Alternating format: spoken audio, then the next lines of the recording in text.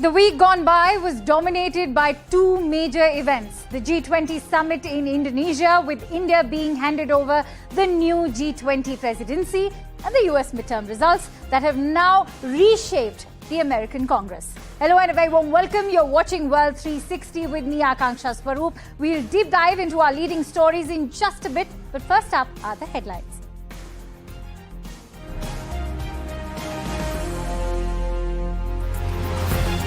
India takes over the G20 presidency, plays a unifying force in bridging antagonists in the backdrop of the Ukraine war. Echoing Prime Minister Modi's thoughts, the G20's Bali declaration says today's era must not be of war. Republicans gain control over the US House of Representatives, ending full democratic control of the Congress. US House Speaker Nancy Pelosi steps down, marking the end of an era. Former US President Donald Trump announces a White House bid for 2024, but is Ron DeSantis the Republicans' best chance to prevent Donald Trump's return? And chaos ensues at Twitter. Mass resignations and revolt greet Elon Musk after his deadline to Twitter employees to leave or stay.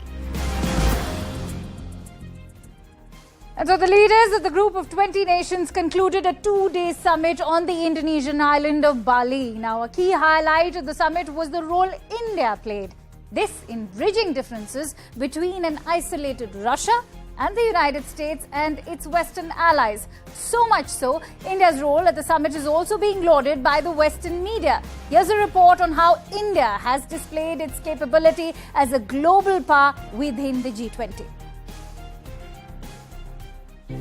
And the throne of the leadership I convey to Prime Minister Modi of India.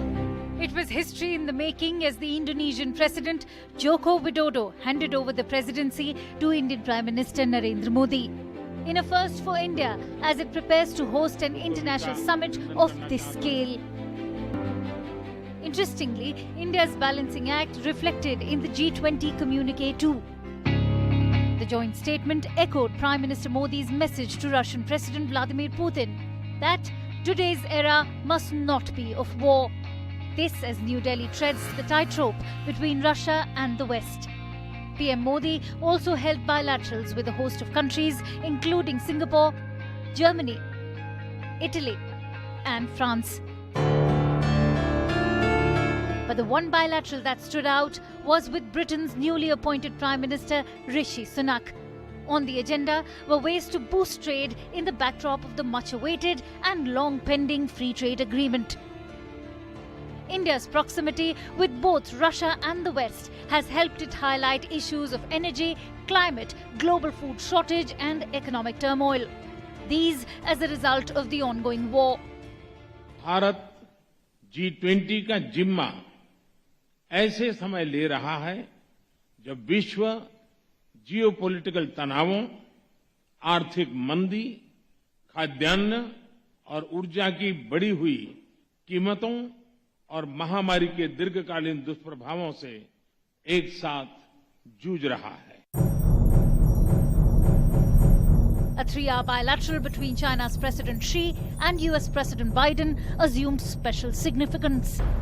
Not only because it was their first in-person conversation, but also because Taiwan dominated their discussion.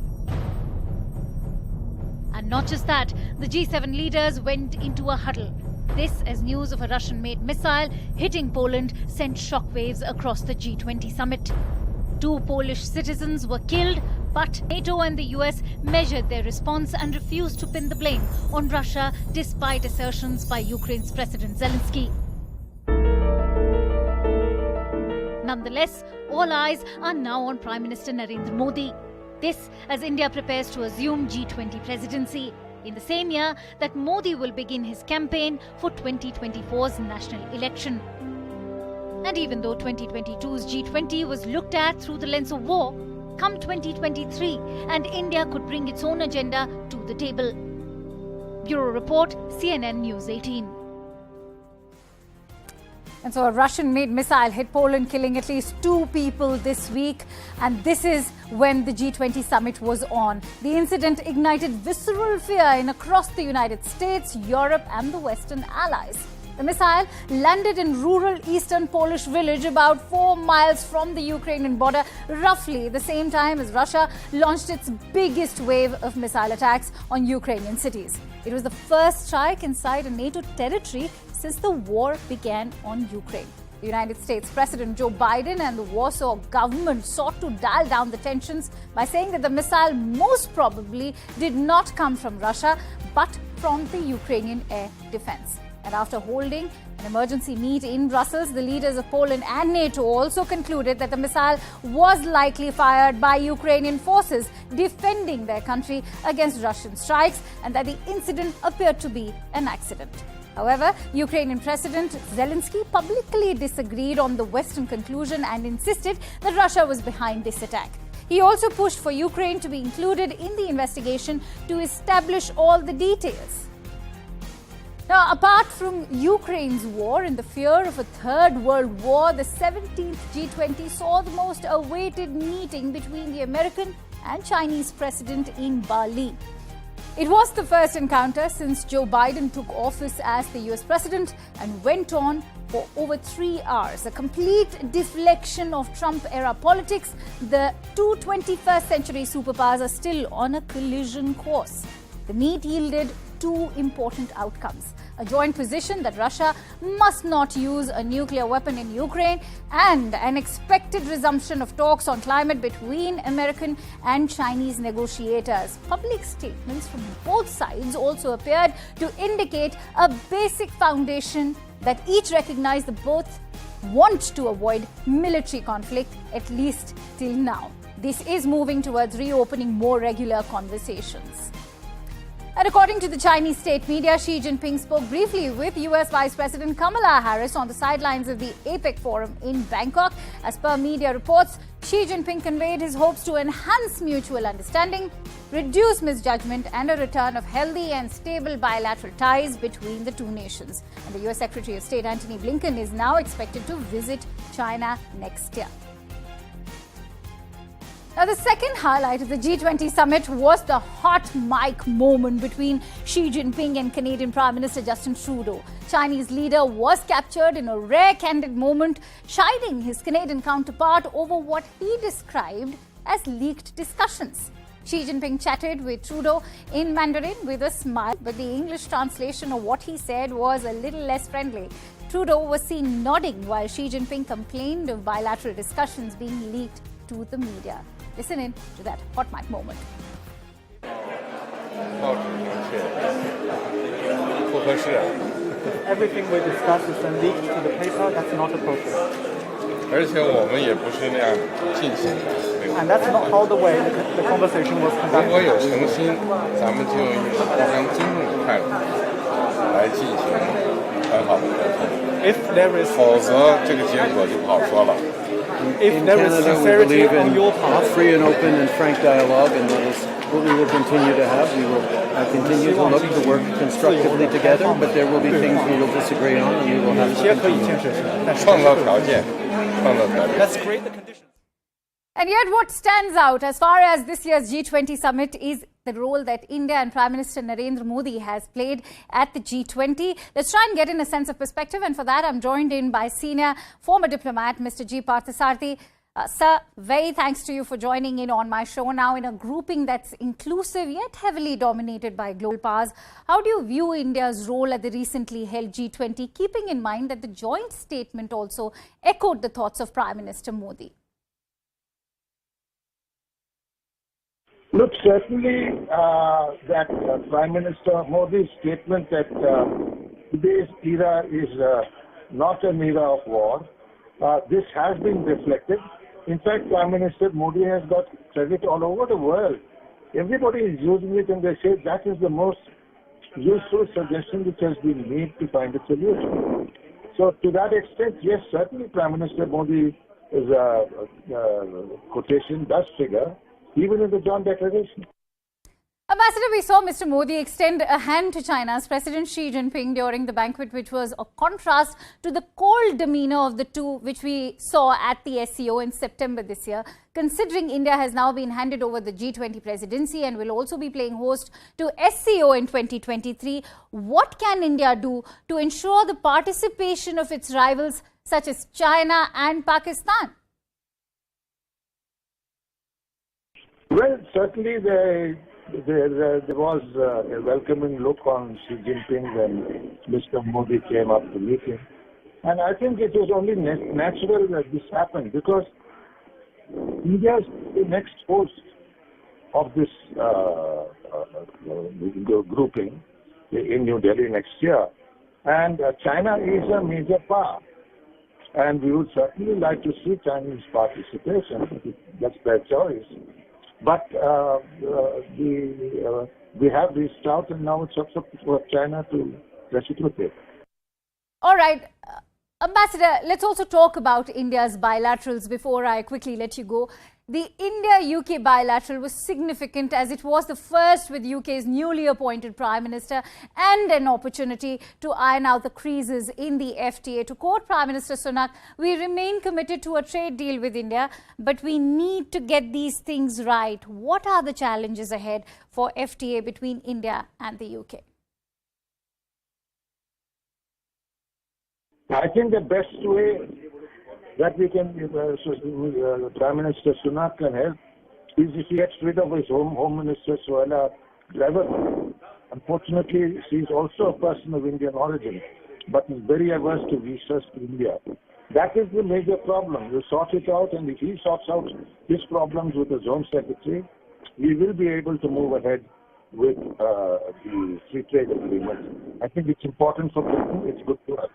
But more importantly, I think the fact of the matter is that we have always had good relations with Conservative Party governments in the UK.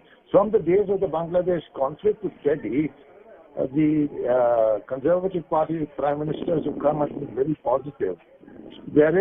You must bear in mind that the Labour Party is sort of tied up with the people from Pakistan occupied Kashmir. Particularly, they are known pretty well across as Hippuris. And they are their vote bank.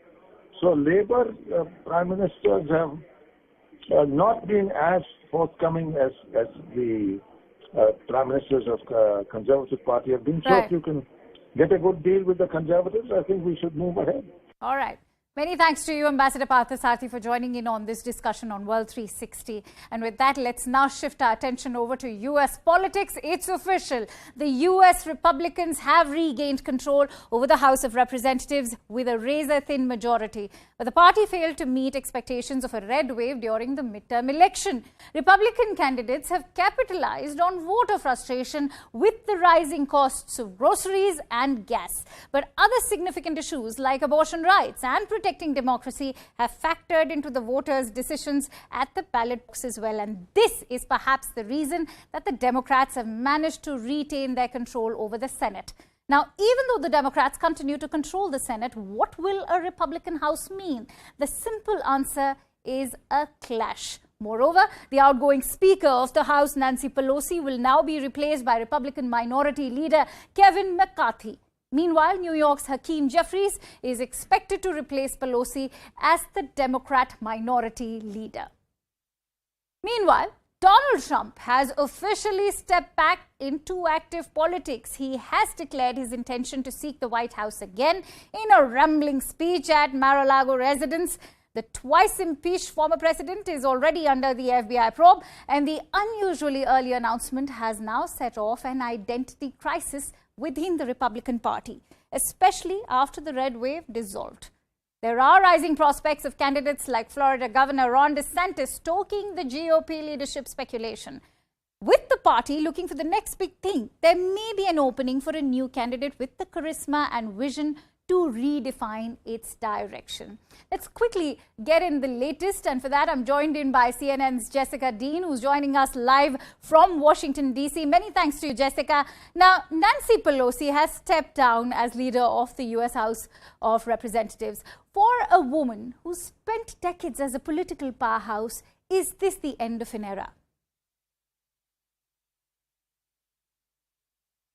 It certainly is the end of the era, an end of an era here in the House of Representatives, but also just in American politics. Nancy Pelosi has just been such a massive presence in American politics for decades now. And so to have her not in House leadership for the Democratic Party is really a sea change. They're going to have a whole new generation of leadership. It's worth noting Nancy Pelosi in her 80s and her second and third in command also in their 80s. So for them to step back and have kind of this younger generation coming up really is quite a step in a new direction for Democrats and for House Democrats. And when Nancy Pelosi came here to the House of Representatives back in 1987, she talked about this yesterday. There were just a handful of women, for example, who served in the House. Now there are dozens of them, dozens of people of color that serve in the House of Representatives. There's just been so much change that's happened, and she's now worked across 4 presidents' administrations. So she's been here for quite a lot,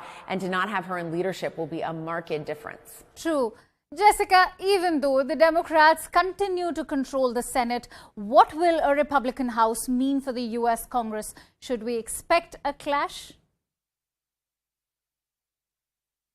Right. So that's a very good question, because remember, prior to these most recent elections, Democrats had controlled both chambers. So now we're going to have Republicans controlling the House.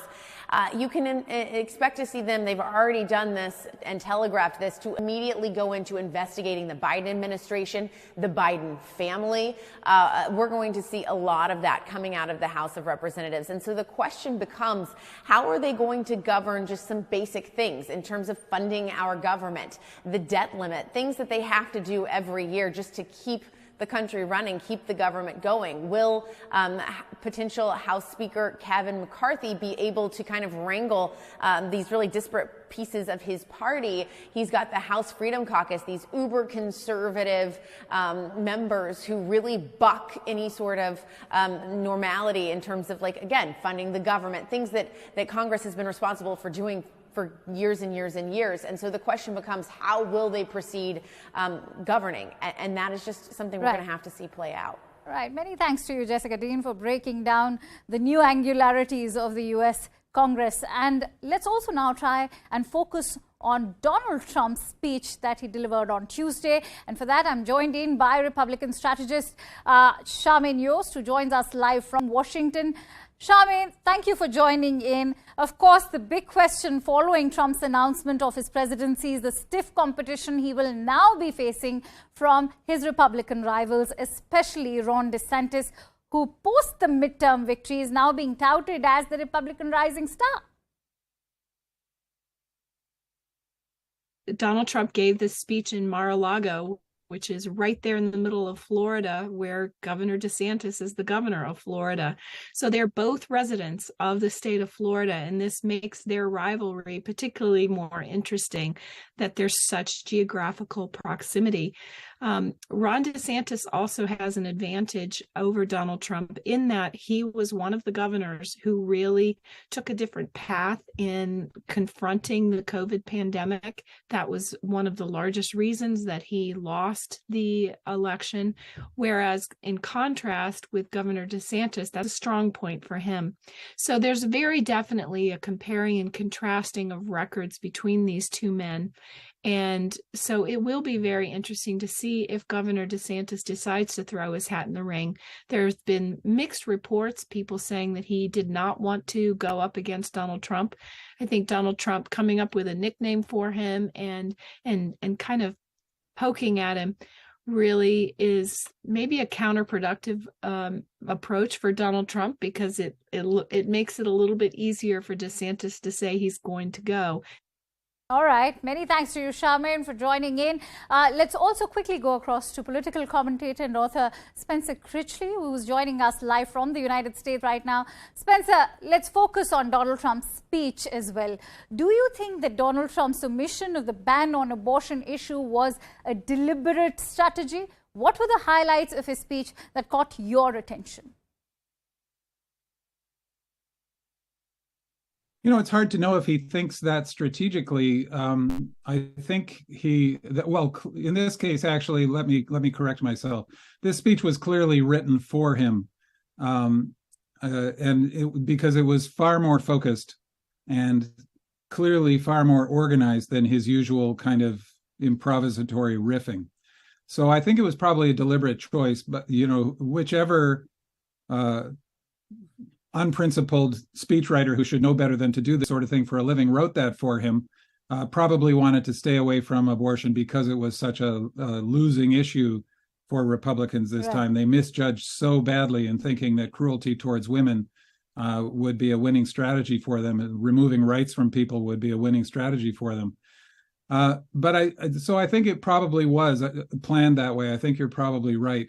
And the other things he focused on, you know, we could point out that no, he did not create a booming economy. No, he did not handle the COVID pandemic at all well. We have hundreds of thousands of Americans who died needlessly because he didn't want to admit there was a pandemic because it might harm his reelection. Thank you for giving us that fact check of Donald Trump's speech. Many thanks to you, Spencer Critchley, for joining in on CNN News 18. And with that, it's time to slip into a quick break. But don't go anywhere, because after the break, we'll be talking about the mayhem that's ensuing at the Twitter headquarters. Stay tuned to World 360.